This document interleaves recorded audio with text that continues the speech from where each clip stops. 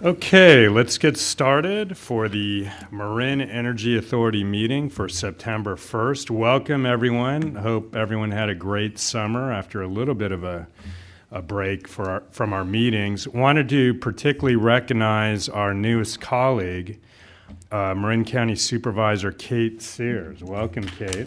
Thank you. Thank you. Glad to be here. I've personally known Kate for a few years, and I think you're just going to be a great addition to the team. So what we have to do first is swear you in. All right. So if you would stand up. Oh, dear me. Dawn is going to do the honors. Yes. So raise your right hand. You can repeat after me. I, Catherine Sears, I, Catherine Sears, do solemnly swear or affirm do solemnly swear or affirm that I will support and defend that I will support and defend the Constitution of the United States the Constitution of the United States and the Constitution of the State of California and the Constitution of the State of California against all enemies, foreign and domestic, against all enemies, foreign and domestic, that I will bear true faith and allegiance that I will bear true faith and allegiance to the Constitution of the United States to the Constitution of the United States and the Constitution of the State of California, and the Constitution of the State of California, and that I take this obligation freely and that I take this obligation freely without any mental reservation without any mental reservation or purpose of evasion, or purpose of evasion, and that I will well and faithfully discharge and I will well and faithfully discharge the duties upon which the duties upon which I am about to enter. I am about to enter. Thank you. Congratulations. Thank you. All right. Okay, let's move to item 1, board announcements. Do we have any? Seeing none, public open time. Members of the public, welcome back to you as well. Let's move to item 3. Sean? Sure, come on up, Stan. Hi, I'm back. I was away for 3 months. Curious, I never heard of wondering what ordeal, and now it's the next call.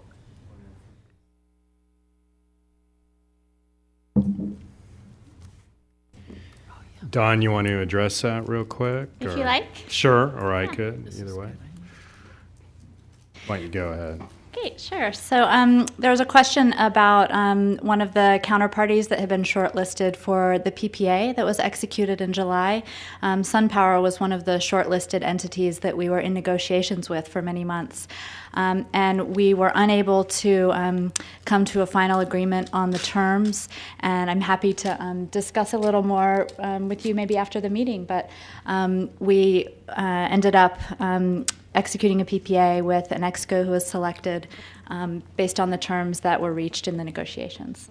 We're not able to disclose a lot of the content of the negotiations due to the confidential nature of those, but I'm happy to talk with you after Stan and I may be able to answer some of your questions. Great. Don, let's move to your report, item 3. Great. So I apologize in advance. I actually have quite a few items this evening, probably because we didn't meet last month, and so there's a lot of catching up to do. So I'll try to move expeditiously through these.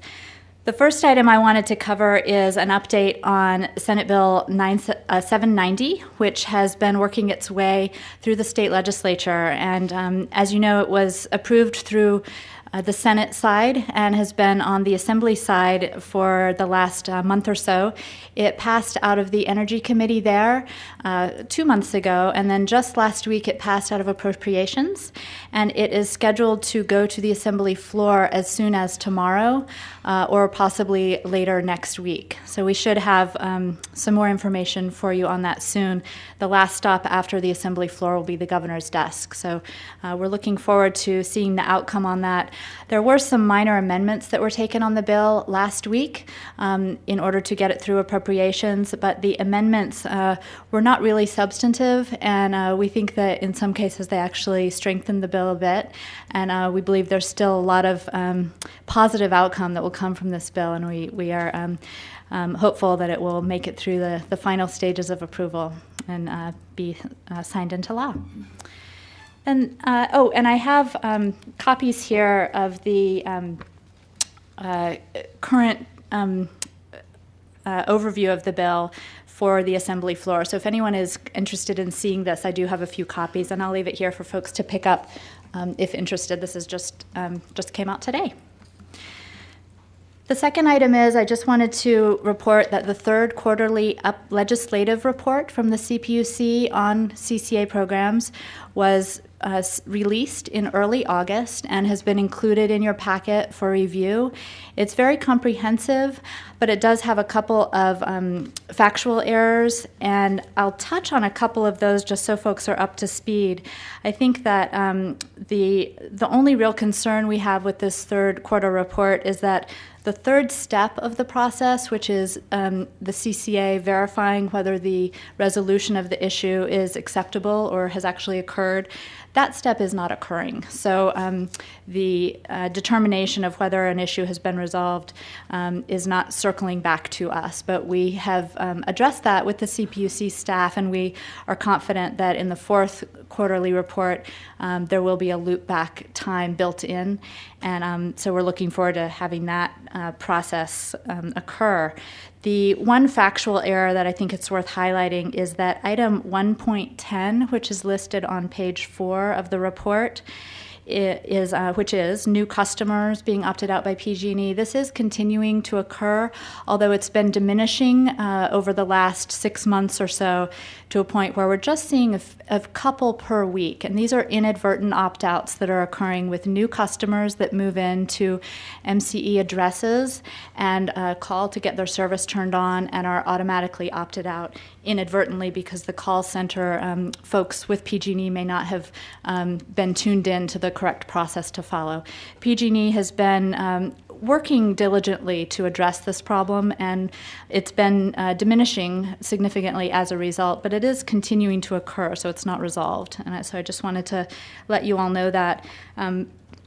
There are other issues here that are listed as open, and several that are listed as resolved or pending. And for the most part, the description in this report is very accurate. I'm happy to answer any questions that you may have on this. Questions? Is that the end of your report? No. Okay. That is the beginning of my report. I didn't think that was it. That is the end of my legislative report update, though. Any questions on the legislative report? Not a question, just to say, to acknowledge you for all of the extra mile you've gone on 790 and probably on this third quarterly report as well. But I know you've been burning the midnight oil on it, and it shows. And so I think we all just owe a debt of gratitude again to you for shepherding that through. Thank you. Thanks. As a matter of fact, Don, I happened to speak with Senator Leno today, and he singled you out for praise in the work you've done, as well as Sean. That's nice. Thanks. That's great to hear. Yeah, he's done a great job as well, spending a lot of time on this.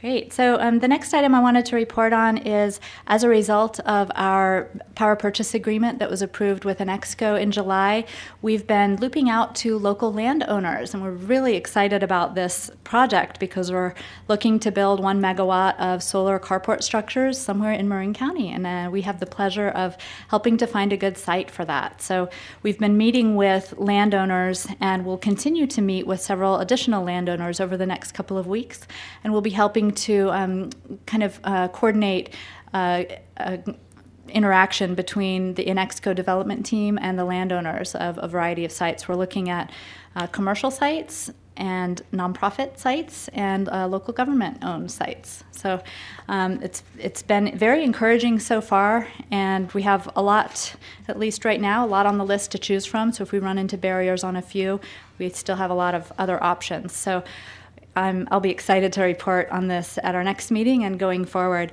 Just as a reminder, the final date for this project to be actually delivering power is not until March 2014. So we do have a lot of time, but that doesn't mean we want to wait to get the process started. So we'll keep you all updated on that.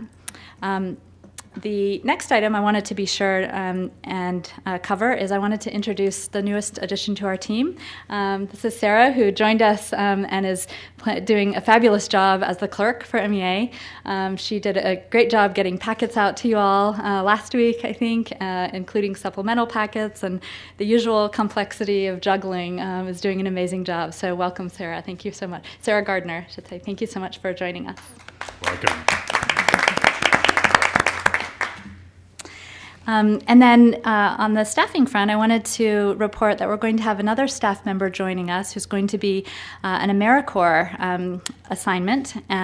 His name is Raphael, and he'll be joining us in late September, and we'll be working on smart grid projects. We're going to be doing some testing of some different smart grid methodology, and he's also going to be helping to coordinate events and interfacing with our advocacy community. And he'll be with us full time and is being paid primarily through federal funds to the AmeriCorps program. So we're really excited to have him joining us. And the reason that he was assigned to us is because of our strong greenhouse gas reductions that our program is achieving and the benefits there they're really wanting to support. The sixth item I wanted to report on is just a couple of meetings that MEA representatives have held recently. We held a meeting 2 weeks ago with staff from the governor's office to talk about CCA programs. We were there with other cities and towns and CCA efforts from the Northern California area to talk about the benefits of CCA, and there will be some follow-up from that. We also recently met with Commissioner Farron to discuss MEA successes and barriers, and kind of a meet and greet overarching meeting. And we'll be doing some ex parte meetings in the near future, which Beth may touch on as part of the regulatory report. We also had the pleasure of being in a meeting with Commissioner Simon and Director Sears on Tuesday in Marin City, where we talked a lot about energy efficiency programs and the possibility of collaborating with some local EE efforts to help do more around energy efficiency through MEA. And then the next item I wanted to report on is I wanted to turn your attention to the communications report that Jamie Tuckey sent out last week. We do have quite a few events coming up that we'll be participating in, doing tabling. We're part sponsor of the Sausalito Film Festival, the Fairfax Good Festival. We'll also be at the Marin Eco Fair, the San Anselmo Day Country Fair, the Warm Wishes and Marin Link Bocce Ball Tournament, and the County of Marin Home Energy Workshop coming up in late September, and last of all, the Bioneers Conference will be participating there as well. We have, there's also some other additional background in her report that relates to our customer enrollments. And I'm happy to answer any questions, but just the overview there is that we've enrolled approximately 5,500 new customers over the month of August, and it's gone very smoothly. We've seen a lot of proactive communication from PG&E on the enrollment process, and they've really been working to address any issues before they even come up. And it's been really a pleasure to see that good collaboration with PG&E.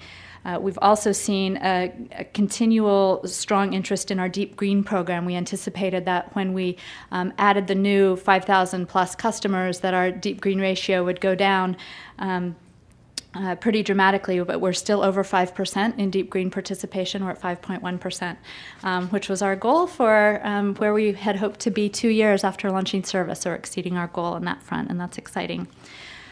Our communications team and representative from our technical team, Kirby Dussel, went down to the PG&E call center in Fresno 2 weeks ago to meet with their call center representatives and some of the staff at PG&E that we interface with quite a bit. And that was a very productive meeting that will help continue more direct dialogue in the future with their call center and their other staff. The next item I wanted to mention is that we did hold our feed-in tariff workshop a week ago Monday. It was very successful. We had interest from developers and landowners and other interested parties in the public, and actually received a couple of inquiries today from folks who are interested in the possibility of applying. And so we'll report more on that later, and I expect that we'll have an update also in our board retreat where we can dive a little deeper on that issue. Almost towards the end here, just a quick report that we are continuing procurement discussions with a number of entities. We're working with Shell Energy on the Phase 2B procurement that we'll need to have in place so that we can roll out to that customer base next year. We're also engaged in some bilateral discussions for solar, geothermal, biomass, and possibly wind power, and we'll be bringing those to the Ad Hoc Contracts Committee as they raised to the level of looking really strong, like a good fit and very viable. We're not quite there with the ones we're working with now, but I expect that we may have one or two by the end of the year. Next, I wanted to just report that we will be presenting in Ross on September 15th. They're holding a special meeting to consider whether to join MEA, or rejoin MEA, I should say. We also will be presenting in Larkspur on September 21st. They're interested in having a conversation about joining MEA as part of the amnesty program. And I expect they may have a follow-up meeting in October, but that hasn't been planned yet. The board retreat is set for October 3rd. If you don't already have it on your calendar, make sure it gets on there. It's going to be held at the Marin Center in the Friends of Marin Center room, which is in the fairgrounds area. And we're hoping to find a nice outdoor place to eat lunch at least so that it can feel a little relaxed. And there will be more information coming on that soon. We're going to be spending a lot of time at the board retreat talking about our final phase two enrollment and kind of the final phasing in of all of our customers. And we'll also be talking a bit about expansion beyond Marin and how we might structure that. And the very last thing I wanted to mention is that there's a conference on transmission and interconnection for renewables coming up in late September, and the information about that event is included in your packet if you're interested in learning more. And that concludes my report. Are there any questions? Sean. Are you able to give us an update on what the opt-out rate is currently with the Phase 2? Yeah, we are seeing a much lower opt-out rate than we've seen in the past. As you know, when we did our phase 1 enrollment, the opt-out rate hovered around 20%, which is what we projected. With this current phase, we're seeing something lower than 10%. So it's significantly lower, and we believe that is in part because folks are more familiar with us. We're an existing entity, and we've done some marketing. Folks are more familiar with the product that we're offering and the good things that come along with our product. So we're seeing a much lower opt-out rate. We expect that to continue with future phase-ins, but we'll see. It's a very good benchmark. Great news, Don. Any other questions? Members of the public? Yes, Stan.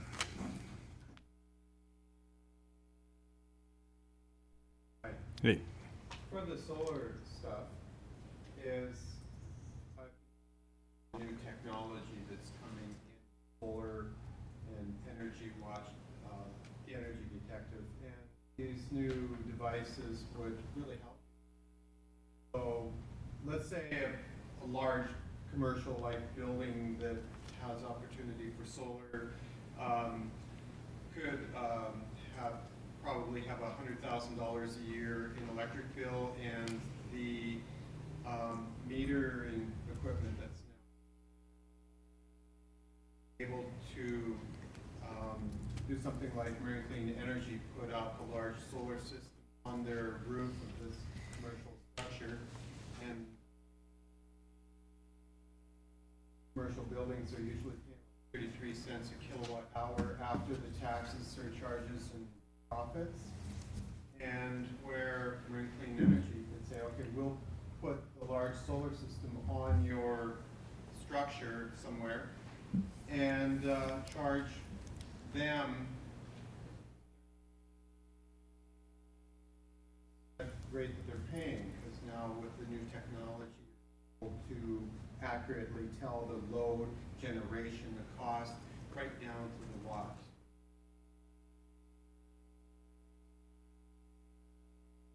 That would give more options of being able to on commercial building getting instead of the 15 cents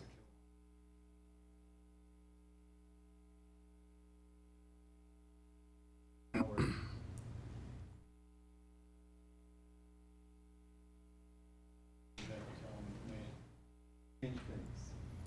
Great, thanks for that, Stan. Thank you. Okay. Yeah, come on up. Could you announce your name for the? Come on up to the podium. Sure. So And why don't you do Corte Madera while you're at it, Don? Sure. So, shortly after we announced the amnesty program, following our July meeting, we were approached by both Novato and Corte Madera regarding doing a future presentation regarding our status and the mechanics of considering joining MEA.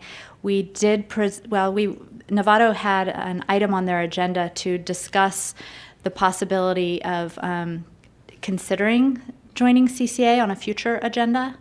And I participated in that, or I was present at that meeting, but they weren't in the position to have a presentation at that time. However, they did vote in favor of putting it on the agenda at a future date.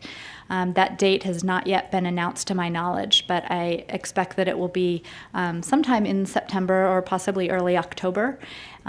So I don't have a date yet, but I do expect they'll be taking it up based on the vote that occurred in July. Corte Madera also followed up with a call from their city manager inquiring about us giving a presentation at a future date, and we, of course, offered to do that at any time, but we haven't yet been asked for a specific date. Okay, great.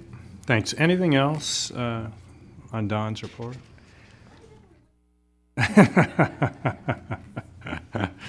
Okay, great. Item 4, the consent calendar. Any questions or comments? Can I have a motion on that? All in favor? Aye. Opposed? That matter carries. Item 5, RPS compliance reporting. All right, so we're going to get a presentation up here, and Eurydice, we can just go ahead and go right on to the second slide there. So we've kind of gone over some of this information a little bit at previous meetings, and so I'll run through a little bit of this quickly and then take a little bit of time to brag about other things. And as a load-serving entity in the state of California, the Marin Energy Authority has a number of different reporting obligations related to procurement and renewable energy in particular. And one of these particular reporting cycles occurs semi-annually, once on March 1st of each year, another time on August 1st. And this report is developed for the purpose of letting the California Public Utilities Commission know how much renewable energy MEA plans to purchase in the future and how much it purchased in the previous year as well. And so you can see here at the top portion of this slide that recently this August 1st reporting time frame applied. And in that report, we let the Commission know how much renewable energy we purchased in 2010 and then how much we plan on purchasing on an annual basis going forward through 2020. And this is really the final determination or final report for the previous calendar year. So this is our final report that we issue for 2010, and it lets the Commission know on a fully reconciled basis, if you will, how much renewable energy we purchased on behalf of our customers. And then the last item here is a report that's issued on an annual basis to the California Energy Commission, which kind of works in partnership with the Public Utilities Commission to address all of the different renewable energy reporting obligations that are in place. And once a year on June 1st, we provide a report to the Energy Commission that effectively substantiates all of the renewable energy procurement that we made during the previous year. And this includes the transfer of quite a bit of data on energy sales and renewable energy certificate numbers and effectively the title that we have to renewable energy that we convey to the California Energy Commission, and they verify whether or not that matches up with what we said we did. And so, in any case, those are the different reporting obligations that we have. And as I mentioned recently, we submitted our semi-annual compliance report to the Public Utilities Commission. We submitted that report on July 26th, and there were approximately 20 other entities that filed their reports at this time. And the good news is that MEA is one of only 3 entities that represented achievement of the state's then current 20% RPS mandate. And that's a big deal. And the bigger deal still is that we represented the highest percentage of all reporting entities with respect to renewable energy procurement in 2010, almost 27%. So that's great. And what that means, well, we exceeded California's mandate by almost 35%. We exceeded the renewable energy content of the incumbent utility by almost 70%, and we exceeded our own internal commitments by nearly 8%. So we're walking the talk, which is good to see. There are some changes that occurred recently that will affect future renewable energy procurement obligations as well as reporting, and we'll address that in future updates to the board. But for the time being, all of our numbers here are focused on the then applicable 20% standard, and as you well may be aware, the state has increased that standard on a forward-looking basis to 33% by 2020, with some interim steps along the way. So this is just really a graphical representation of how it is that we compared to our peers when procuring renewable energy. And as you can see, we really do literally set the bar. Only 2 other entities, as I mentioned, represented achieving the state's 20% standard, one of which is an energy service provider named Commerce Energy. They served load historically that is roughly the equivalent of MEA's energy requirements, kind of ranged from about 400 gigawatt hours a year to 800 gigawatt hours a year, so they're a relatively small load serving entity. And then our own energy service provider, Shell Energy North America, which also represented exceeding the standard. Director Marshall. I just had a quick question. There are no, I don't think, any public utilities up there. And is that purposeful? Or they're just in a different category? Or it's a good question. In 2010, the statewide renewable portfolio standard was not officially applicable to public utilities like SMUD, the Sacramento Municipal Utility District, or the Modesto Irrigation District. That has changed with the new legislation, and so on a going forward basis, these municipal utilities or public utilities will be held to the same standard as CCAs and investor-owned utilities as well. So, great. I really hope you have a copy of this in front of you, because this is very hard to read, and I apologize. We can certainly provide you with a blown-up copy of this if you like, but really the information here is simply to give you a bit of a more detailed comparison of how we benchmarked ourselves against our peers when it comes to renewable procurement. And just a couple of highlights here. I mentioned previously that MEA provides its customers with nearly 70% more renewable energy than the incumbent utility, almost 40% more than customers receive in Southern California, over 126% more. That number's so big it's almost not meaningful, to customers in the San Diego area, and over 31% more than one of the other compliant entities, Commerce Energy, and then nearly 33% more than our own energy service provider, Shell Energy North America. So again, this is just purely to represent the fact that we are walking the talk when it comes to renewable energy procurement, and really have set ourselves far apart from our peers in this regard. This here is just a little bit more detail about how it is that we go about meeting these renewable energy procurement goals that we have.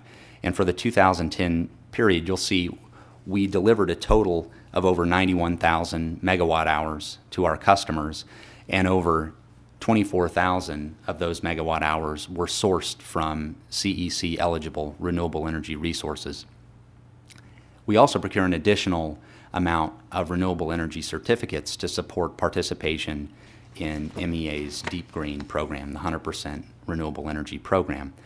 And you'll see here in total that those renewable energy procurements, both CEC eligible and not, represent nearly 31% of MEA's total procurement efforts, which is a really, really strong number. mentioned that in the reports to the Public Utilities Commission, we also represent what we plan to procure on a going forward basis in terms of renewable energy. And you can see here that we are planning on, based on current contracts in place and then contracts that will begin delivery at a point in time in the future, we'll hit the statewide 33% standard about 5 years in advance of the mandate, which is quite impressive. So we have a trajectory for renewable energy procurement that we've determined to be manageable, economic for our customers, and also vastly exceeding statewide standards on an expedited basis.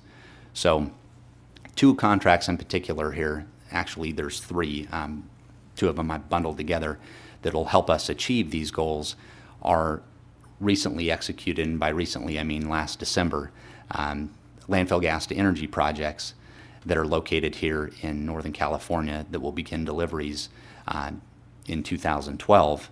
And then also, Don mentioned our 31 megawatt solar power purchase agreement that was executed in July that will begin delivering about 50,000 megawatt hours of photovoltaic solar energy in 2014. And then, of course, Don also mentioned that we're actively in discussions with various potential energy suppliers that represent a broad range of different generating technologies and different delivery profiles, quite frankly, that would match up with the needs here of our customer base. So that's really about it. There are some changes that will be coming with new legislation. SB 21X, which is the new renewable portfolio standard legislation for the state of California, will impose some changes. But based on our planned procurement, we'll be achieving these milestone procurement benchmarks well in advance of the prescribed deadlines. And we'll just have to keep an eye on how the reporting obligations change. They will likely change because of the way that renewable energy will be categorized on a going forward basis. There are some different requirements related to renewable procurement, related to in-state procurement, out-of-state procurement, so on and so forth. And so we'll keep you apprised of that on a going forward basis. But that's it. Any questions? Yeah, Kirby, on the 33% by 2015, so that is based on what we already have under contract? It's predominantly based on what we have under contract for our current customer base, but we've modeled in some realistic procurement as well that we would reasonably expect to achieve based on these bilateral discussions, and then going forward in serving our final phase of customers, what we'd expect to purchase there as well, that would allow us to achieve these milestone targets. And if you've looked at the amended and restated confirmation agreement with Shell that is going to provide all of the energy requirements for our now current customer base, that similar trajectory applies there. And so for those customers, we do have all that under contract, and then with the additional resources that will be coming online in 2012 and beyond, as well as some additional discussions that are in play that may likely result in new resources being under contract, we think it's very reasonable to assume that we can meet those targets. Okay. Any other questions? Yeah. Sean? I just have kind of an education question that's for one of the 3 of y'all. Not related to certified renewables, but rather to base load. I was in a meeting today with NCPA folks up at NCPA just to learn a little bit about financing and catch up to my colleague Megan Matson and the white paper she's working on. And the conversation turned to the efficacy of utilities placing reserves on future natural gas.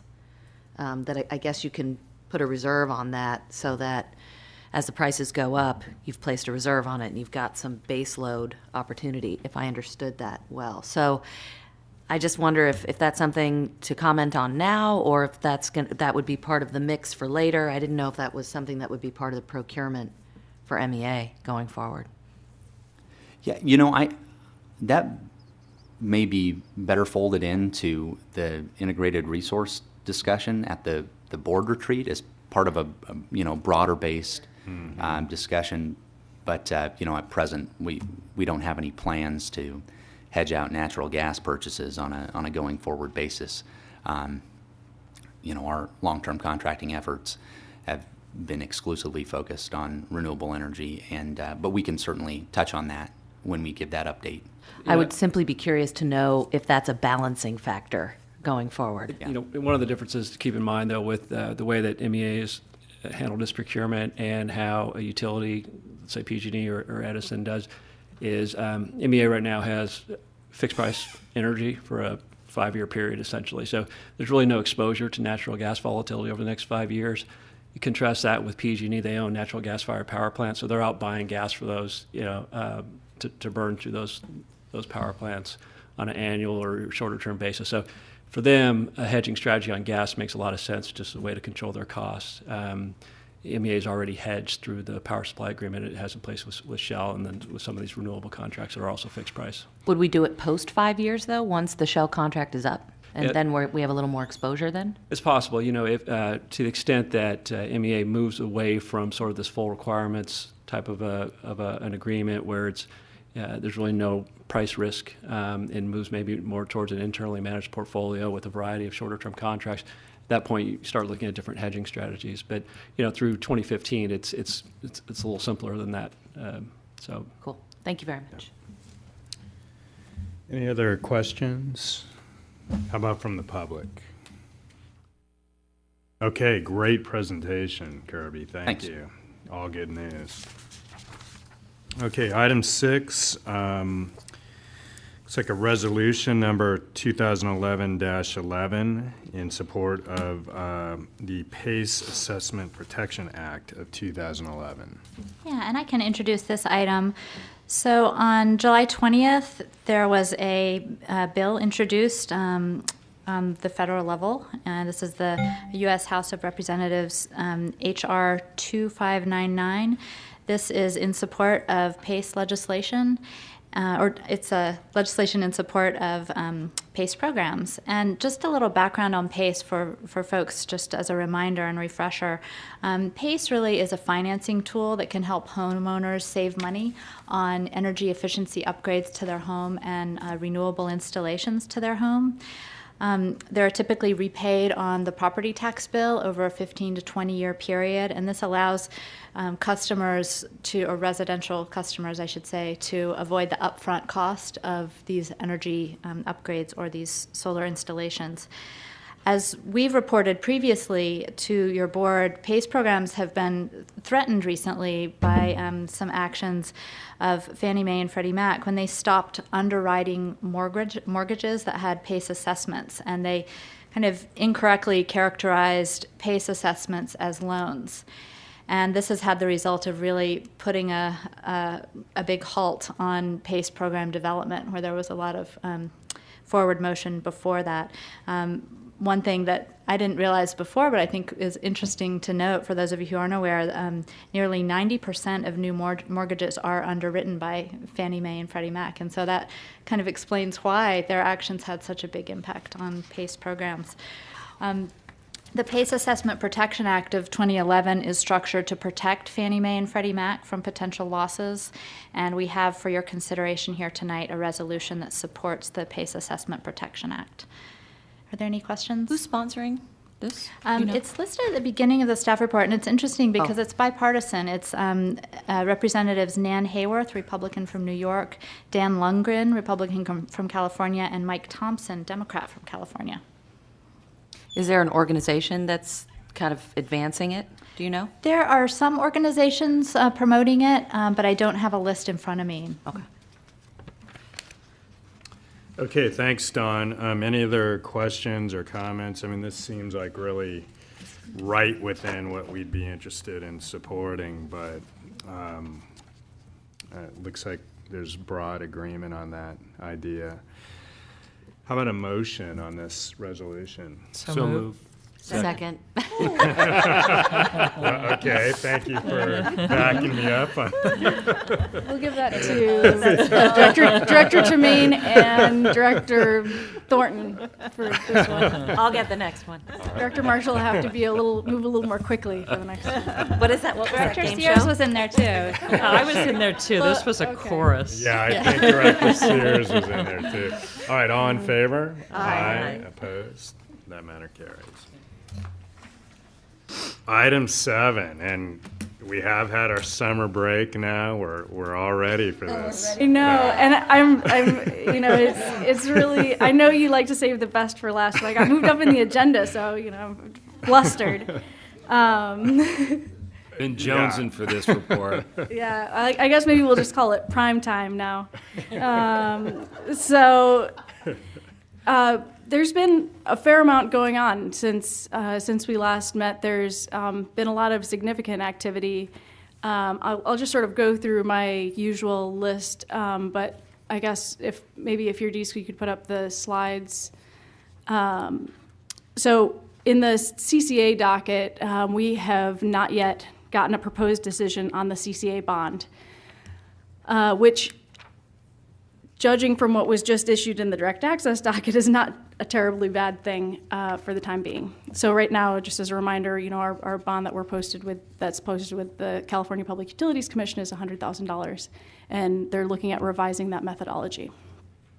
So in the direct access docket, there's a proposed decision was released that was long awaited, and this proposed decision is going to significantly impact PCIA, the power charge and difference adjustment, and the methodology, how that's calculated. And so that's obviously impacts us as a CCA, but it is also developing, it is proposing a new methodology for the direct access bonding requirements. And so that is not applicable to us as a CCA. However, even though it's not supposed to be precedential in nature for the CCA bond, it's worth highlighting the key points there. So, And I'm going to interject for just a moment because I see some folks looking in our supplemental packet that went out yesterday. We accidentally put the introductory overview of regulatory items after the cap and trade report. So if you're looking for that overview that you usually get that looks like this, it's at the very end rather than at the beginning. So we apologize for that. I just want to make sure you knew where it was so you could follow along. So again, so this is a proposed decision, and it's not a final decision, and the comment period is coming up here in September. Comments on the proposed decision are going to be due on September 12th, and reply comments are due on September 19th. And so we're going to be sort of involved with talking with folks at the commission at that time. So just generally, just an overview is this relates to exit fees. So, which is something that our customers pay on a per kilowatt hour basis. So one of the key components here is that this would reduce the PCIA for MCE customers, and one of the main reasons for that is previously the methodology calculated everything based on sort of a brown power cost. So when you're looking at the above market costs that our customers have to pay when they depart, it was skewed because it's ignoring the value of the renewable portfolio that the IOUs have. And so now it's going to be broken into two components, sort of a brown component and a green component. And so this will even out the methodology and reduce the PCIA. And there's a couple of smaller components of it, which are certain California Independent System Operator costs are going to be excluded. So we still don't know exactly what this reduction would look like under this proposed methodology, but it will be significant. This is a good win for us. This is something that we have been looking to change for a long time, and the direct access folks have been looking for even longer since they've been existing longer than us. And so I think there's a lot of positive with how the PCIA is going to be revised. An additional benefit of this is that if this decision goes through, the new PCIA methodology would be sort of backdated. It would be retroactive to April 14th, 2011, which was the date of a prior ALJ ruling. So, we don't know exactly how that's going to pan out, but it looks like it'll be a credit back to customers. So that is a significant benefit to our customers. It's very helpful. And then with regards to sort of the components that relate to direct access, the current 3-year rule, where if you return to the IOU, you can't go back to direct access service. It's equivalent to the rule that we have. It has changed. It would change from 3 years to 18 months. So that's also, a benefit to customers and helping them to have choices available to them for their energy options. And then there's a new unfavorable bond methodology, which we'll touch on. So thank you. Just getting back to sort of the key points here, the green adder, which is a really useful component to have in the PCI methodology. There was a little bit of the splitting the baby going on how this is calculated, but overall, the methodology is pretty good. 68%. How the commission determined how to come up with this green adder was they determined, currently the load in California is 68% investor-owned utility, and then 32% other, so CCAs and direct access providers, and also publicly owned utilities. And so since the Public Utilities Commission doesn't control the data for those entities, they wanted to use a publicly available source.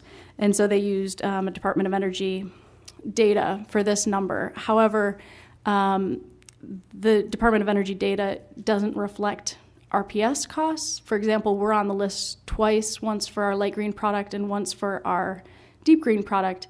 And the sort of the green adder associated with those two products are, in the case of light green, 0%, and in the case of, or $0, I should say, and in the case of our deep green product, 1 cent per kilowatt hour. So this doesn't reflect what the true cost of RPS is. So this 32% component is low. But overall, the overall impact of the green adder is positive, even though part of the methodology is flawed. A couple of other changes to the methodology is exclusion of certain CAISO costs. So there aren't going to be load-based CAISO costs are going to be excluded. So there's no double counting of CAISO costs in the exit fee. And then also the shaping profile has been revised in a beneficial way as well for us. There were a couple of items that didn't change.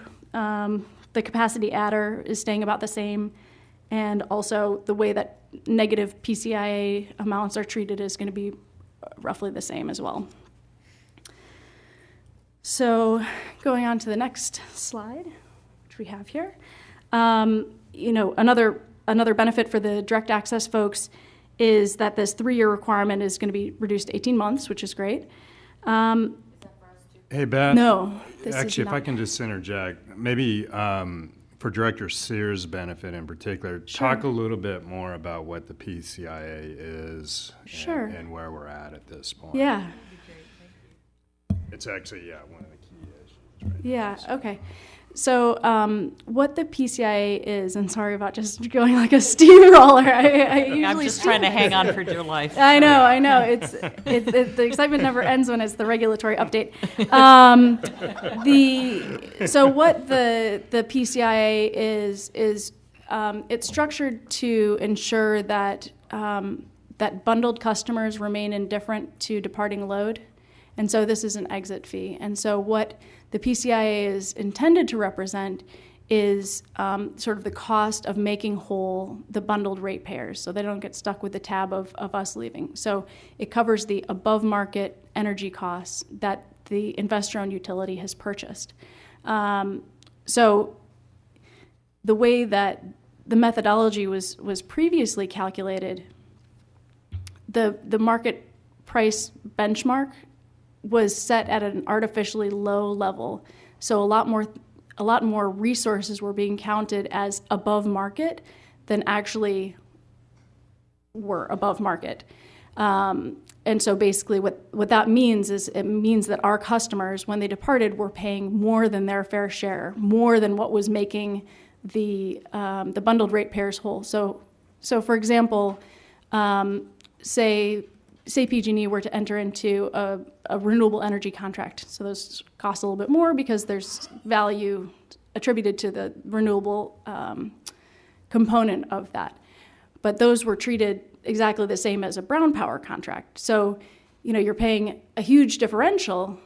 So basically, we were subsidizing the renewable energy contracts of PG&E customers, but not receiving any of the renewable attributes or any of the benefits from it. And so this is a problem that's been around for a while, and the direct access folks, and so structurally they're similar to how we operate. They'd been looking to change this methodology for a long time because the customers were overpaying, but now the methodology is being corrected, and it'll be corrected retroactively, so that, for example, when an IOU is buying renewable contracts, those renewable contracts are just going to be based on, well, what's the benchmark for renewable contracts? Is it above or below that? And then for brown power contracts, the price is lower, and are those contracts above or below? And this is just to ensure that, if there's a run-up in prices and people just want to, ditch the IOU and leave them holding the bag or something. I mean, that's not sort of how things work. And actually, when you look at the actual impacts of it, the methodology, the exit fees don't really line up with the market realities, but, we work with the methodologies that we have. And so this is a really key impact for our customers because they're not paying for something that they don't receive, and I think that's sort of a recurring theme where costs are being passed through to our customers and to us. We just want to make sure that one, those costs are fair, and two, if there's certain components of it, renewable or greenhouse gas free, those attributes that our customers receive the benefits of it if they're paying for it. So that's sort of the overarching PCIA. Thank you. That In was a helpful. nutshell. Isn't the impact that the PCIA will be cut in half approximately as a Yeah, result? I mean, I think we don't know exactly what all the numbers are because, the IOU procurement, those contracted amounts are confidential. Mm-hmm. And so we don't know exactly what the number is going to be until it hits, but it's estimated to be probably, half, I think, is a reasonable estimate. And those are charges that are on our customers' bills every month. Right, and it's a separate charge that PG&E charges to our customers. And just for additional background is they call it vintage. So each year, so in the year you depart, you get a specific vintage. And over time, this exit fee, this PCIA, reduces because what it's supposed to reflect is contracts that were entered into at or before the time when you left. So, for example, if an IOU procures the year after you leave, you don't have to pay for those contracts because they're procuring for their then current load. So that's sort of the general gist of how that methodology works. Okay. Thank you. And if you want to talk about PCIA, I'd like to talk more about it. Okay. We can meet. We can meet. Well, I think what you're going to get to... We can have about 4 coffees, not one. And actually, it looks like what you're going to get to, Beth, is we still are going to provide some comments on the I think that, decision. So the way that we've been approaching this this docket, so this actually ended up landing in the direct access order instituting rulemaking, OIR, and so lots of acronyms, so we call it the DAOIR. And so we've been taking a consortium approach to it.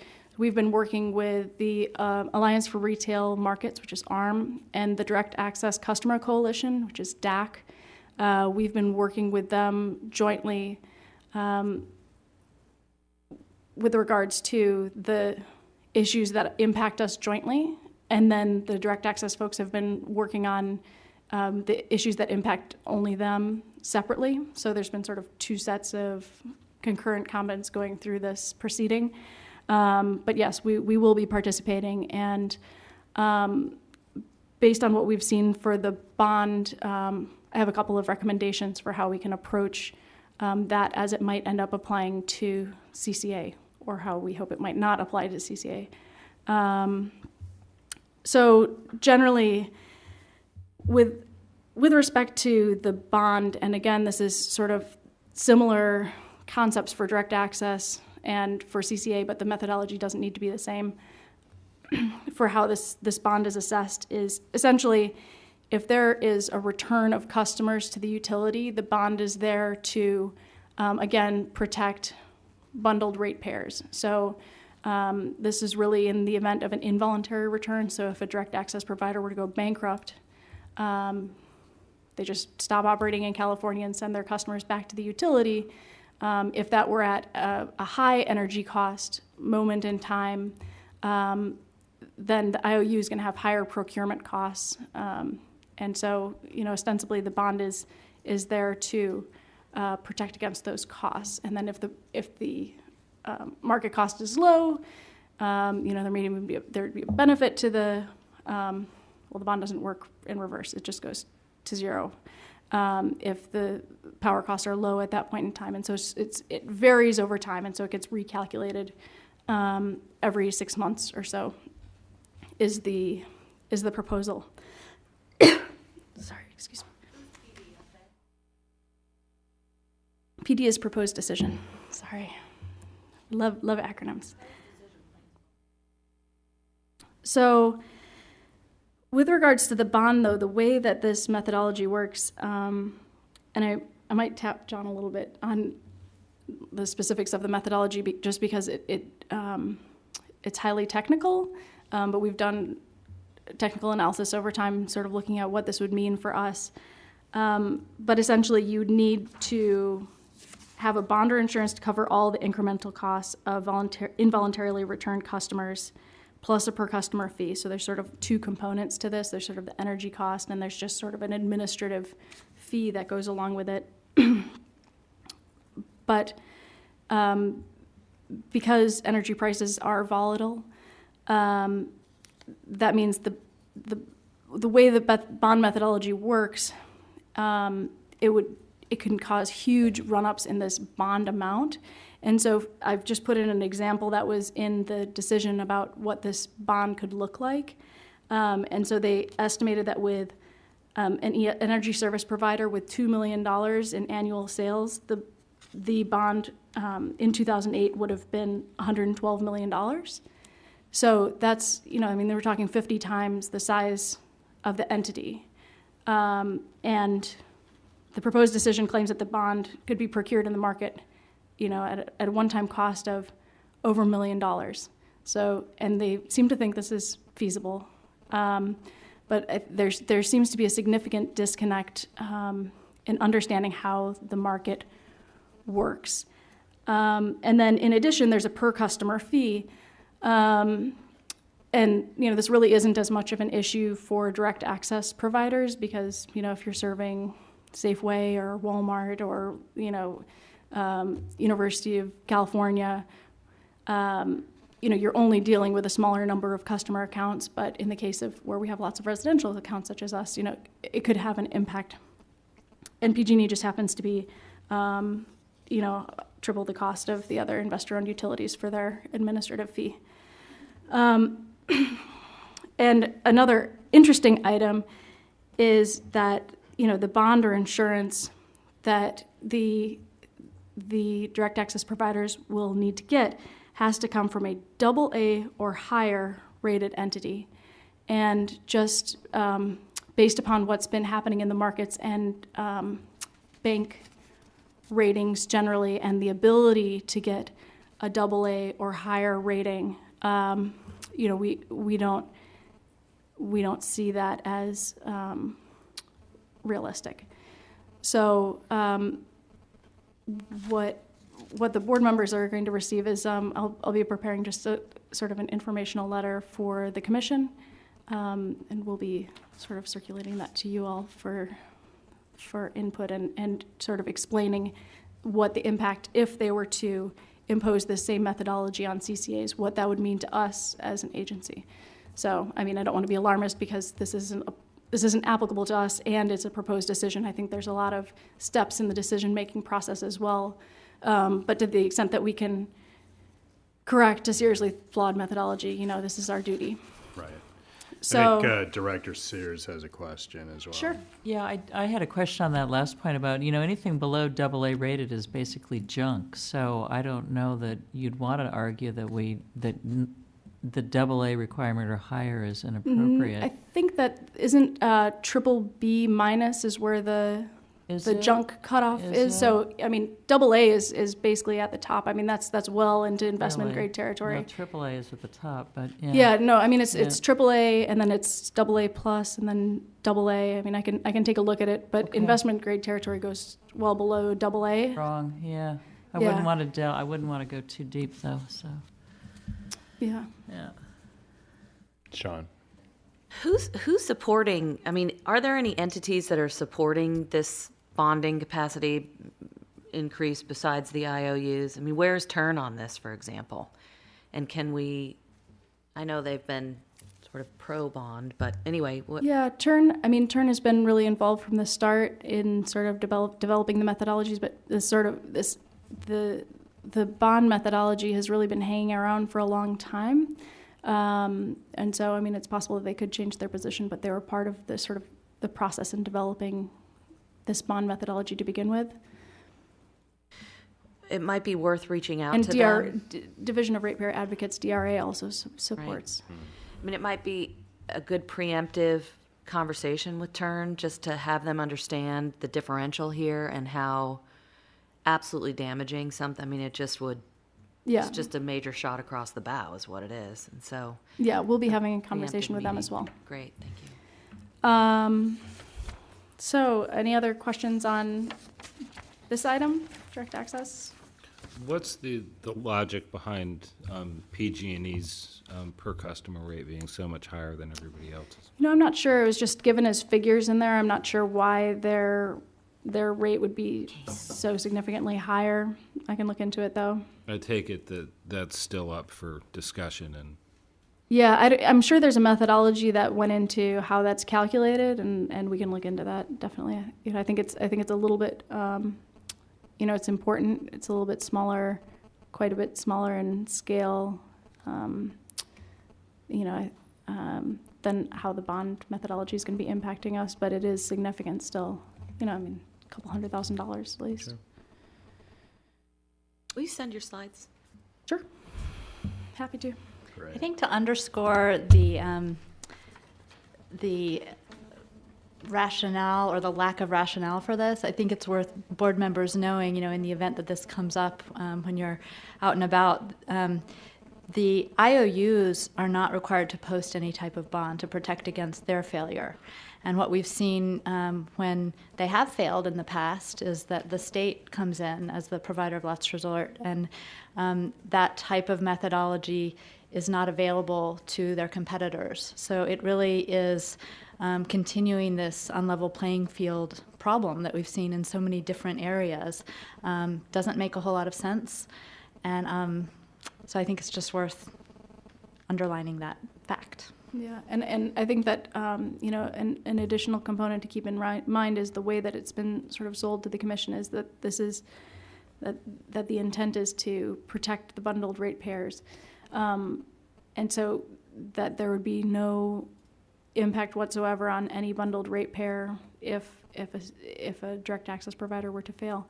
But what the methodology is really doing is it's using this sort of 95% confidence interval to hyper protect the bundled ratepayer. And so what happens is when you get into these how they've done the methodology, it just these swings sort of get multiplied out for how bad it could possibly be in the future, any additional energy cost swings.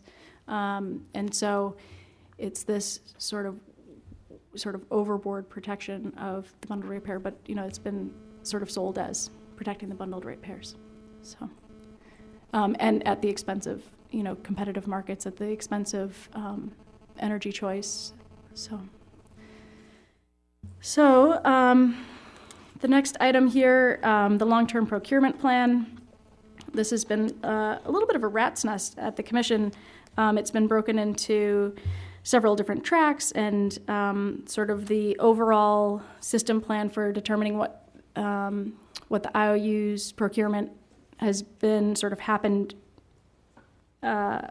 after determining what load should be backed out, for example, CCA load. But I was at the evidentiary hearings and had a good conversation with the lead attorney at PG&E, and we're on the same page. So we'll be likely doing a joint filing just to clarify where CCA load is going to be backed out, which would be great. I think that would be our if we do end up filing jointly, that would be our first joint filing with PG&E, and I think that we're certainly not always going to agree at the commission, but if it's nice to know that there can be some level of cooperation. So in RPS, so Kirby did a good overview of his of the compliance filing that happened on August 1st, which was really it's just really exciting to be so ahead of the game and have such good news in the RPS docket. Just so you know, this relates to SB X1, so first special session 2, that passed earlier this year, and this made significant changes to the RPS law. So, for example, previously there was only one type of RPS. It was talking about, RPS meant sort of one whole group of renewable sources, but now it's actually not bifurcated, trifurcated into 3 different types of RPS, 3 different levels, and the standards sort of vary over time of how you're supposed to comply with them. So how these buckets, the portfolio content categories, are to be evaluated and how past contracts fit into that mix. There were comments due on that, and which we provided comments on that and how that should apply also to CCAs. And then recently there's additional sort of procurement and compliance targets, which are similar questions about there's certain rules now that relate to the length of contracts and how many contracts you have to have that are 10 years or greater in length, and that applicability, and also how past contracts work into that sort of paradigm as well. So there's been a lot of volume going through that docket. It's then they're going to be doing a lot before the end of the year and into early next year. So that's exciting. The next one is cap and trade. There's been a little bit of a lull. There was a workshop, and early October there's going to be a proposal filed. Each party is going to file a proposal on how cap and trade revenues are going to be utilized. So just as a little bit of background here, for CCAs and direct access folks, the revenues from cap and trade, the way that the proposed regulation is set out, all of those allocation rights and the revenue would go to the investor-owned utility, and then it would be applied out from the distribution utility is what they call it in the regulations, and then be sort of distributed out from there. So that could be rate reductions across all distribution customers, so that would help our customers equally, or it could be certain energy efficiency programs, or it could be certain renewable energy projects. But given the difficulty of being involved in projects and energy efficiency programs, how we've seen it when the process is being sort of run through the IOU, I think that we're going to have sort of a proposal that helps our customers more directly, or if there's a way that we could utilize those funds directly, then it doesn't necessarily look like we have that option, but we'll see what options become available in that regard. And so just while Steve, our intern, Steve Rogers, who's our graduate student intern, was here, he developed a short white paper on cap and trade and how it's going to impact how we see it, how he analyzed the impacts on CCAs and Marin Energy Authority specifically. So feel free to read that at your leisure. Let's see. The next item is demand response. There's two components of demand response that are going on right now. One relates to sort of the budgets that the IOUs are going to be allowed, and the other component are the rules by which we can start up our own demand response process. There's been a lot of direct access customer coalition and the Alliance for Retail Energy Markets. A lot of folks have been sort of carrying the weight on this one, and so we've been involved kind of marginally, but it's going in a good direction. So we haven't had to use too heavy of a hand there. Moving on to number 8, energy efficiency. A funny thing happened in energy efficiency when the state of California budget revisions were happening. One of the sources of funds that they used were the public purpose program funds for gas that had been unused until that point. The state of California took those funds and put them into the California General Fund. And so there were, it was sort of for, so there was some discussion as to how to sort of fill that gap. And it looks like what's going to be done is there's sort of past unused gas public PPP funds that can be applied to the current programs, so there won't be any stop in funding. But what the assigned commissioner's ruling and scoping memo had, it asked several questions, and those questions included, can you shift, gas, funds that were collected from gas PPP to electric PPP programs, or the reverse. If there were funds collected from electric PPP programs, can they be applied to gas? Can you also shift PPP funds between different utilities? And so obviously the concern here for us is, if our customers are paying for a benefit, if they're paying into the PPP program, they should receive the benefit of those, and those funds shouldn't just be funneled away from our customers. And the legislation actually very clearly states that we have equal access to those funds. We need equal treatment of those funds. So that's our involvement there, but it's sort of a uniquely California problem, I think. Energy storage is sort of in the formative stages. We're just taking sort of a back burner approach on that. PG&E's 2012 ERA, which is the Energy Resource Recovery Account. There are a couple new items that are going to be implemented here. One is the cost allocation mechanism, the CAM. Then that is those costs that result from the combined heat and power CHP settlement that was issued not too long ago. I'll touch on that a little bit later. Also, certain cap and trade costs and revenues are allocated in certain ways there.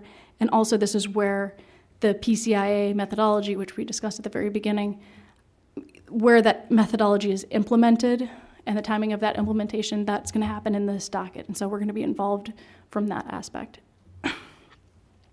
The next item here, and I'm really sorry, I feel like my item is going on a long time. The next item here is the CHP settlement. And so this is the original settlement related to the IOUs entering into a significant settlement with combined heat and power providers. But the result of that settlement, CCA, we were excluded, as were direct access providers. And the result of the settlement, which the commission approved, imposed costs from the settlement onto folks who were not members of the settlement, that were not settling parties. But the commission approved it. But then subsequently there was a new settlement agreement by and among the investor-owned utilities, the CHP provider, and a group representing municipal departing load, MDL. And MDL would like to have a different methodology for how this is applied, so it would not receive CAM treatment, or receive a different treatment. Okay, so just a note, that was our new acronym for this week. CAM, No, the MDL. MDL? Yeah. Yeah, I like to mix it up. We're you know. paying attention. Alphabet Come up soup. with a new one every week. I think My- that was the winner this time. I can bring more than a new one every week if you'd like. I'm happy to. And so, you know, we jointly with the direct access folks said, you know, we don't have any beef with your settlement. However, any cost that would have otherwise been imposed on MDL should be borne by the settling parties and not by us. And this. It's been a little bit unusual because on the one hand, the settling parties are arguing that there aren't going to be any costs passed through, which doesn't necessarily make sense because you wouldn't enter into a settlement agreement if there wasn't a benefit for you. And so there's been a little bit of confusion there, but we hope to have it sorted out, and we hope to have any costs that would otherwise have been borne by MDL be borne by the settling parties. And one of my recommendations that made it into the final decision was how exactly that might occur. And one of the recommendations was, well, the shareholders of the IOUs can pay those costs because then it won't impact the ratepayers. And I don't think they liked it very much, but it was a good 5 seconds of fame. The next item here is smart grid. There's going to be this is a big ticket item, over somewhere between $1 and $2 billion in the PG&E service territory is going to go towards implementation of this program, and so the schedule is still going to be set, but it is a big ticket item, and thankfully we're going to have a new employee to maybe help on this item specifically, so it's going to fit into to his sort of wheelhouse while he will be employed with us. And one of the last items on my list here is a while back I had explained about an application that PG&E had put in that they wanted to make an equity investment in a solar manufacturing facility. We had opposed it from the start because we don't think that ratepayers should be bearing these costs. I mean, it's really sort of a private market function. If it was that good of a deal, their shareholders could have done it. Basically, PG&E refiled the application with very few revisions, and so we protested it again. It's not a large dollar figure, but it's, from a precedential standpoint, it's not favorable. PG&E's general rate case, sort of the main focus that we had there is sort of passing, so we're just sort of following it for now, but there haven't been any significant developments that have impacted us. And then there's one item that is not on the list because it was just issued today. The annual electric true-up advice letter was issued by PG&E, and this is sort of the preliminary numbers of what PG&E expects their rates to be effective January 1st, 2012. So we were pretty interested in seeing what that looks like. And it looks like the generation rate for PG&E is going to go up by about 10%. And so it's just, I guess, a point of information. So those numbers are going to be updated again on December 31st, just before the new rates go into effect on January 1st. Does anybody have any questions? Otherwise, our regulatory update is done. Will that throw PG&E's rates above ours out across the board?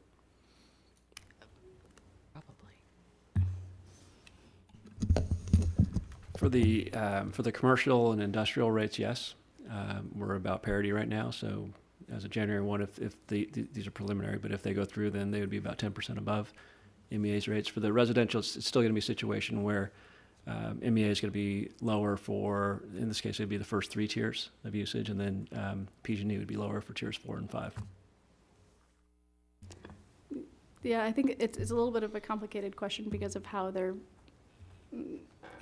we haven't had enough time to review since it just came out this afternoon, but the way they're, it's not just an even distribution across all customers and across all tiers. It varies.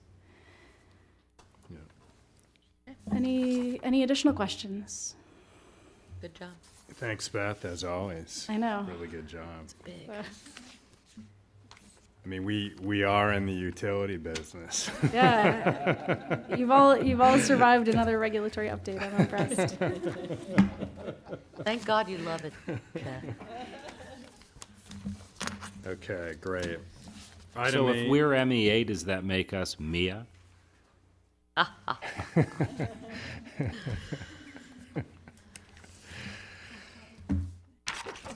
Okay. Okay, item 8, scheduling coordinator services agreement, or as Beth would say, SCSA.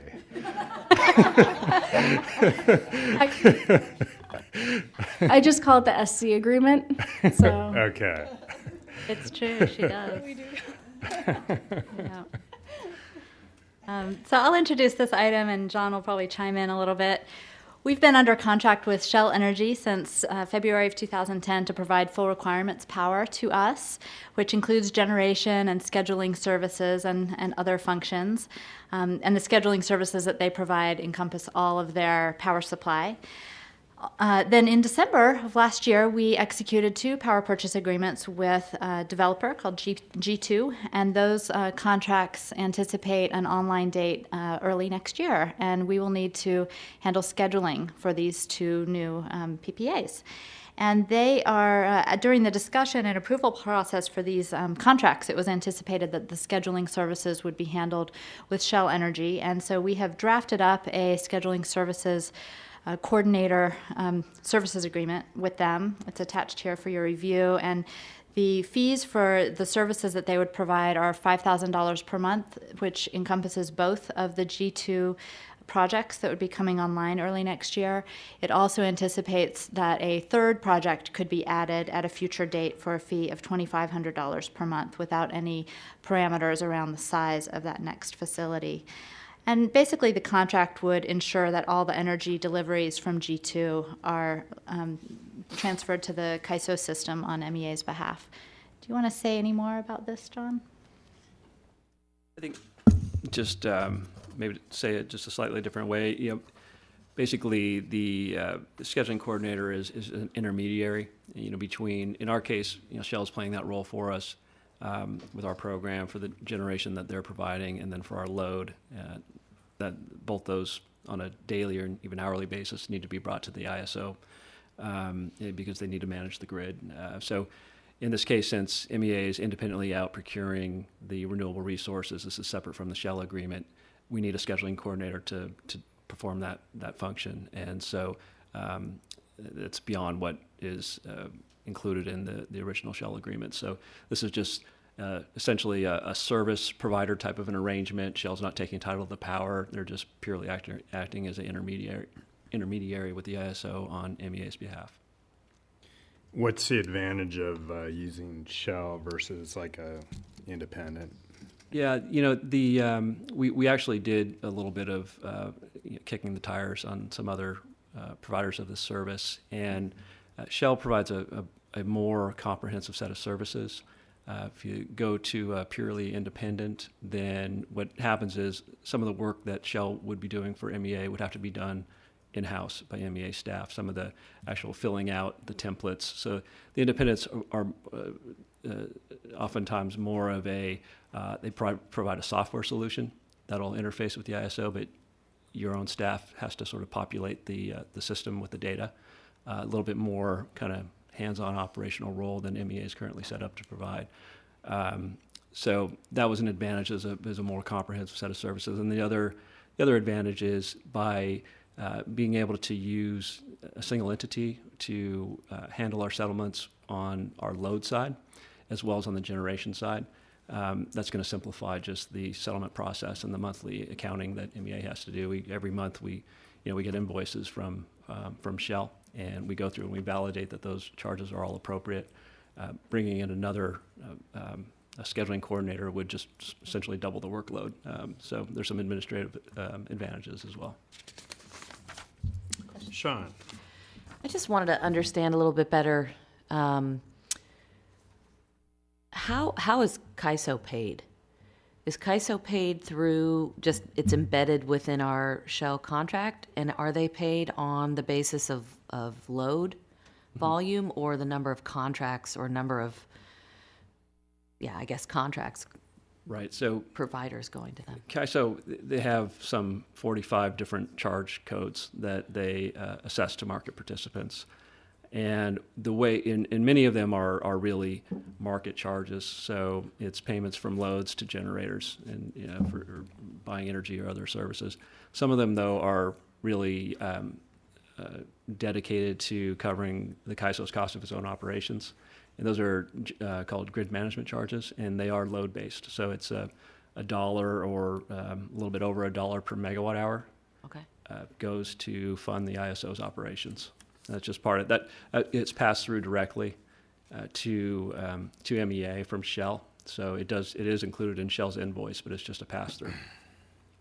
But it's based on the organization's overall load. It's not based on the number of different providers you have necessarily feeding into the grid. I mean, That particular charge, that's correct. Okay. There are a whole host of other CAISO charges and they're allocated differently. Okay. But that one's pretty straightforward. okay, thanks. Anyone else? Okay. Looks like we need a motion for approval. So moved. All in favor? Aye. Aye. Opposed? That matter carries. Item 9, loan agreement with River City Bank. Sure.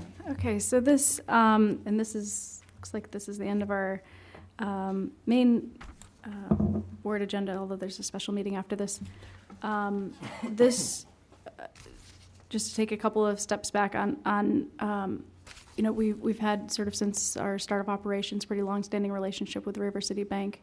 When we launched, we had 2 different facilities with them. One was a $950,000 facility, sort of for startup costs, and another $500,000 facility that sort of represented the time lag between when customers were being enrolled and when we actually receive revenue from the customer. So we get charged for the energy before we get paid for the energy from our customers, and so there's sort of a time lag integrated in this, and over time you sort of build your reserves back from that point in time.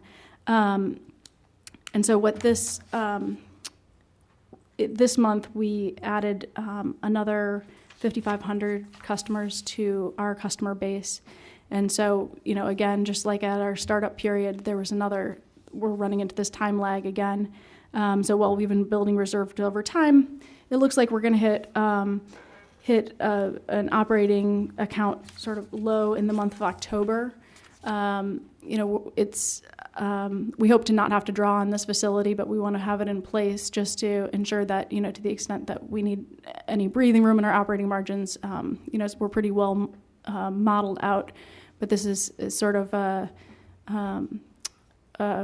safety net, or it's sort of normal course of business for this time lag. So the structure of this loan is exactly like what you've seen before with the revolving facility with River City Bank. And again, it's we're looking at a pretty low interest rate for this. It's about 3.25%, and that's only if we draw on it. There's a small commitment fee and a small documentation fee that's payable upon execution. But this is generally just an amount to cover this time lag. It's a cash flow loan, essentially. Just Yeah, cash flow exactly. comes in and out. It's So just- it'll bob up and down. Exactly. So, I mean, it's just working capital. And so to the extent that we have future enrollments, I mean, you can anticipate this happening, especially since we have so many more customers to enroll. For example, at the end of our enrollment, if we do it in one big bite, you can anticipate a much larger a significant working capital facility. Again, that'll be based on just the modeling that we have to date, and based on, the load that we're enrolling and what we estimate any opt-outs will be. And, our figures have gotten pretty accurate over time, and they're pretty pretty accurate to begin with, but it's, increasing uncertainty over time now that we've gone through this before. So I guess that's about it on this specifically. Yes, Barbara.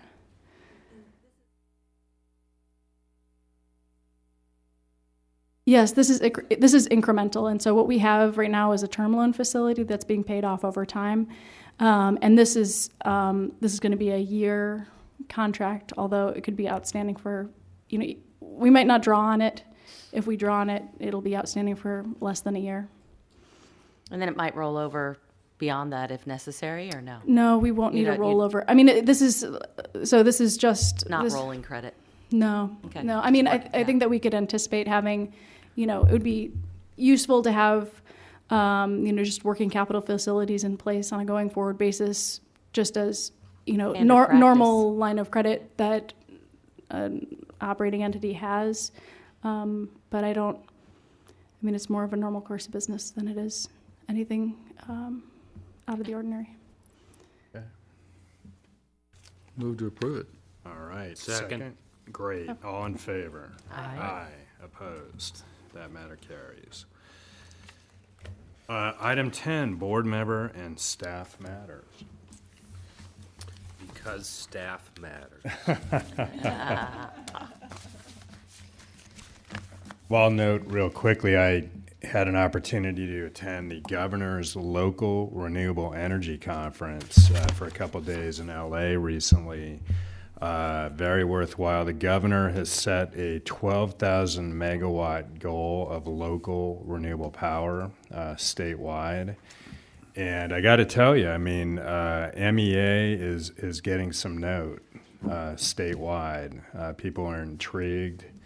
They're watching what we're doing. And as mentioned a little bit earlier, we are actually actively meeting with the governor's office to exchange even more detail on MEA's program.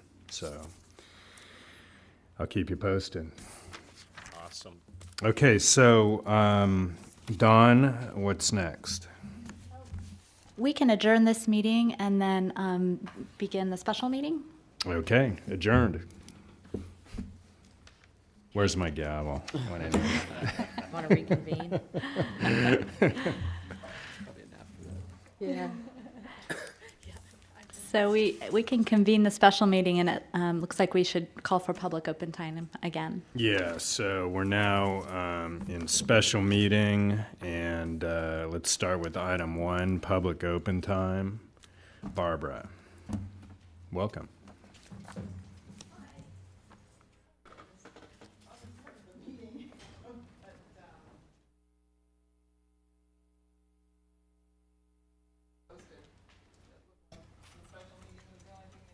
They had. But anyway, I did want to mention one addition to Beth's report. There was an energy efficiency. Hi, by the way, I haven't met you yet. I'm Barbara George, and my organization, Women's Energy Matters, is also a ratepayer advocate, so we do some of these proceedings as well. Thank you. In the energy efficiency world, there was a really wonderful ruling that just came out yesterday in the risk-reward proceeding. This is where the utilities get profits on their failed energy efficiency programs. So finally, the Commissioner Farron is saying maybe we should look at whether we want to do this anymore. And this is something that I have been fighting for like 10 years. It's like, this is such a ridiculous program. And so they're asking for comments on that. And I think that we might be seeing the end of a totally ridiculous situation, which means, among other things, that there is less of a stranglehold that the utilities have on energy efficiency, because that was one of the things that they enforced their rule, because that's their profit money, so they weren't going to let anybody else do anything because of that, in part. And obviously, if the utilities have a conflict of interest and they need 12% extra profits to do energy efficiency, the really simple solution is just to give the money to somebody else who wants to do it instead of having this huge conflict of interest. So that is something that I'm really excited about. And then there is the bill, the CCA bill still has the energy efficiency coming to the CCAs, which is great. And then there is another several pieces of legislation that they're doing absolutely at the last minute, which is really strange because the public goods charge sunsets January 1st. And so we will lose at least a third of the energy efficiency money across the board if that's not reauthorized. And since they left it to the last minute, it needs a 2/3 vote now. So it's really not clear what's going to happen on energy efficiency. But in the procurement case, they're admitting that they have somewhere between, well, it's about 50 to 60% glut of power in the PG&E territory for the next 10 years because they have overbuilt so much. And so that may be one reason why people feel less committed to energy efficiency, which would really be a shame. So anyway, this is going to be played out in the next 8 days in Sacramento. I don't know what's going to happen. But last I heard, people don't think that the bill is going to necessarily pass because nobody has really agreed on how to deal with it. But now the governor says he wants it, so maybe it'll happen. It's just very unclear. But, then the procurement proceeding, which WEM is also in, we're proposing to close down the nukes and replace them with energy efficiency and renewables. And we do have it on sworn testimony now that PG&E does not know where their local increase or decreases are based on solar panels on energy efficiency there. So they're essentially saying we don't know where the customer solar and energy efficiency is. And that is a huge problem with the governor's 12,000 megawatts of local renewables. And so the ISO is now saying they're asking the utilities to give them some information. And PG&E is like, we don't know. It's like we don't have any records on that. So to be continued. Great. Thanks, Barbara. Can I ask a clarifying question? Sure. To Dawn, related to the PGC, because we just heard that it, sunsets. And of course, it's good news for us in 790 when it passes, but that's very short-lived should the whole thing sunset at the end of this year. But you were saying the other day, and I don't know if it was just conjecture, that that somehow the whole thing didn't sunset, that it affected the PGC for gas. Could you refresh my memory on that? Yeah, so the PGC, the gas funds are gone. They were taken already by the state. So that one is a done deal. The energy efficiency dollars, electric side, is still pending what happens in the next week and a half, as we just heard. So there is a possibility that the sunset will happen, and that won't mean that all the EE funds are gone, but it will mean that about a third of the EE funds are gone. What's interesting about this is the CPUC's reaction to the state's actions has been not expressing a lot of concern and expressing that they feel like they can cover the energy efficiency needs in other ways. So it's possible that they may have plans to require the utilities to self-fund or continue while the public goods charge that's currently on the bill sunsets. The CPUC may require some other type of charge to go onto the bill to fund programs. What we don't know yet is if that would be something that would need to happen by the load serving entity and then be factored into their rates. If that was the case, then we would need to increase rates to add an EE program. of course, we would prefer to use the existing revenue stream and run local programs that meet local needs without having to integrate that into our rates. So we'll be watching very closely to see what happens in the final decisions. Which is why we don't know yet, I guess, even if it did sunset, we would still be eligible to request those funds, assuming that 790 makes it all the way through, which is a humongous win, by the way. So congratulations on that. And so it'd be interesting to know maybe October, whenever it's relevant, how many millions we can now request on behalf of energy efficiency. It's going to be big for us, I think. Yes, it could potentially be a strong program, and but there's a lot of decisions that will need to be made in the next couple months that could have a huge impact on the final outcome. But we're hopeful, and we'll keep watching it closely. Okay, thanks. Great. Barbara. When you said that the gas PPC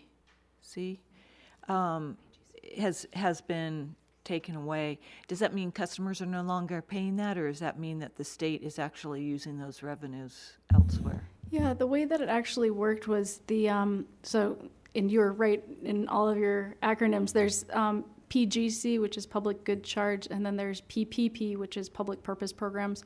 But oftentimes when you talk about PGC, you're sort of talking about this whole pot of money, and it's broken into additional subcategories. What the state did was there's been reserves built up in order to pay for these already planned and approved gas programs, and since the state saw this pot of money not yet used, they decided that would be a good thing to have in the general fund instead. So those funds were actually collected from ratepayers and then sort of held in reserve in order to pay for these programs.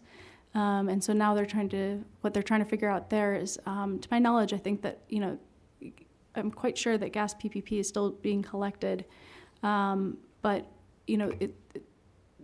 they're trying to figure out, well, okay, this amount of money that we had sort of built up in reserve to pay for this program aren't there. So, where is that money come from? Where is it going to come from? Are we going to cut programs? How do we go about this? So, to my knowledge, the gas PPP is still being collected, but it's just a matter of this pool of money that was taken away and how it's going to be reacted to by the IOUs and by the Public Utilities Commission, et cetera. I was going to say, did no one challenge the state's right to that money?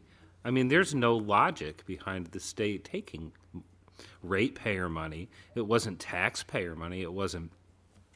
It's not analogous to the redevelopment situation. Yeah. It was ratepayer money. How did they possibly even get their hands on it? Well, because I'm not entirely sure. It might have been being held at the Public Utilities Commission. It could have been, I'm not entirely sure. But the impact is, I guess I'm more dealing with the impact of how it's going. But it is pretty surprising that ratepayer funds would be taken away. Barbara might have a comment. Yeah. Hi, Barbara. Hi, just a couple of things. It was taken away for 1 year, first of all. But the gas money was in a separate account that was a state, I think for some reason, the state employment division or something like that. It wasn't held by the CPUC or the utilities. It is. You're absolutely right, Lou. It's not a tax. It's a surcharge on ratepayers, right. And so it's really not appropriate for the legislature to take it. And there were certainly eyebrows raised, but I didn't see a really strong move, and I don't know of any lawsuits that were filed. But I think they looked at it as a 1-year program. I was kind of shocked that Nancy Skinner was supporting it, but it was put up against the in-home services for disabled. That was where the money went, or that's what they were saying, is that we're either going to cut that program or we're going to take your money. And so they really kind of had a gun to their heads. Seriously. As for Nancy Skinner, that was like huge. And so I think,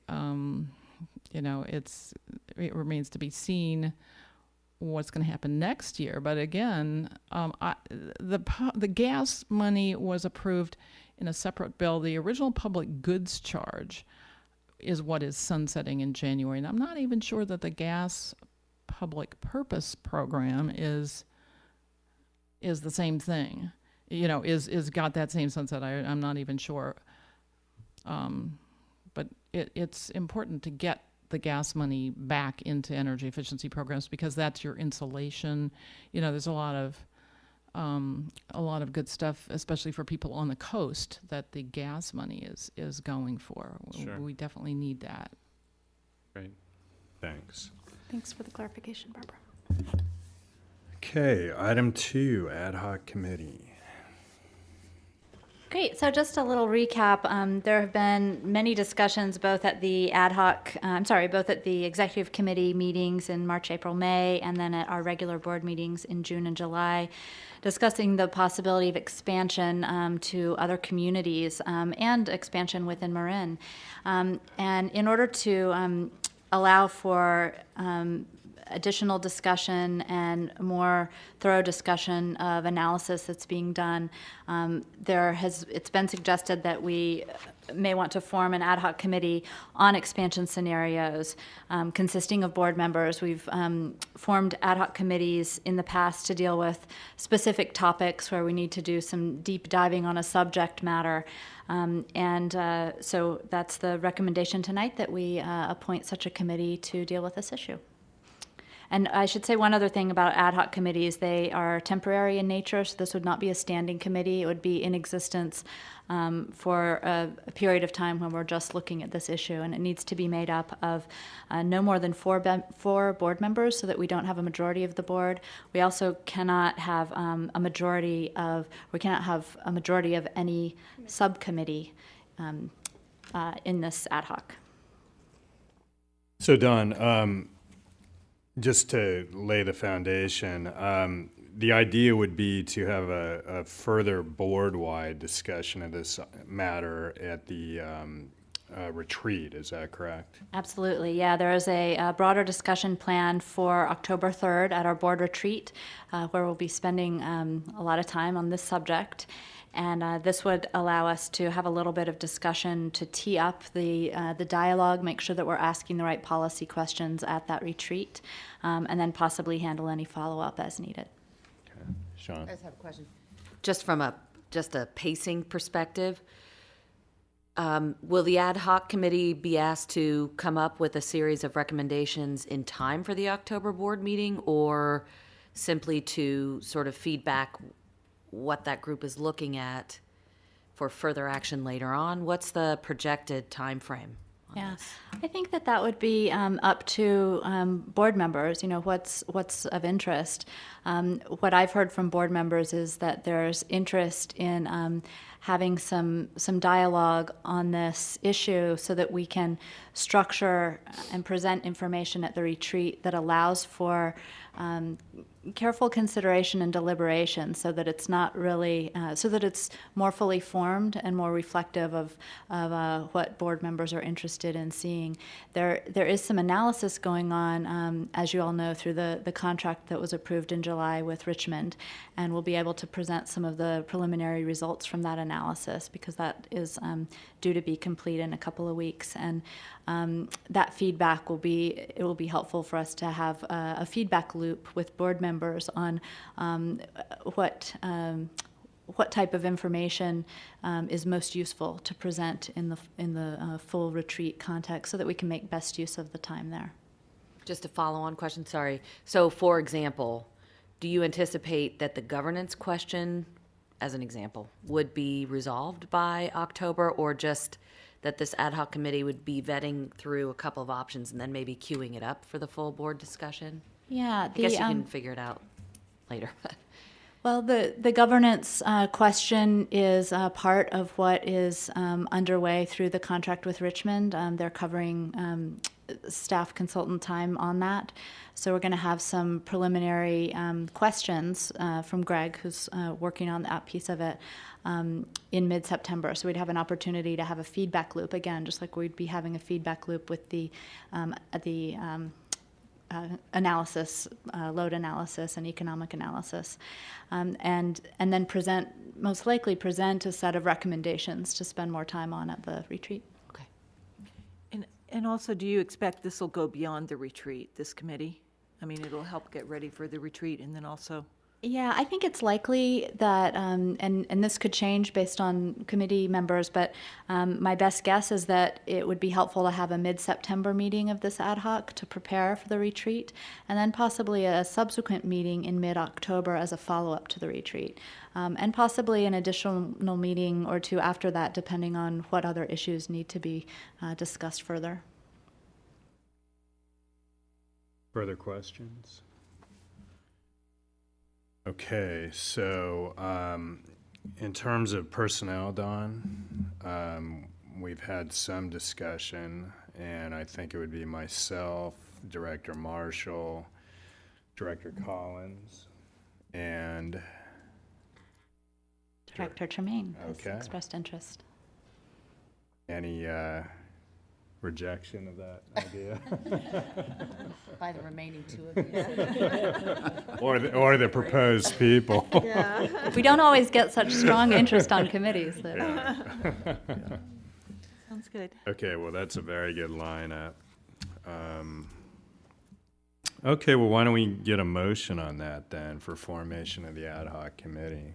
Also move those committee members for the ad hoc committee, and that's Sean, Damon, Lou, and Dick. Second. All in favor? Aye. Aye. Opposed? That matter carries. Okay, so final item on this agenda, board member and staff matters. Anything? Okay, we're adjourned on the special meeting as well. Terrific. Right. Yeah. Yeah. Good job.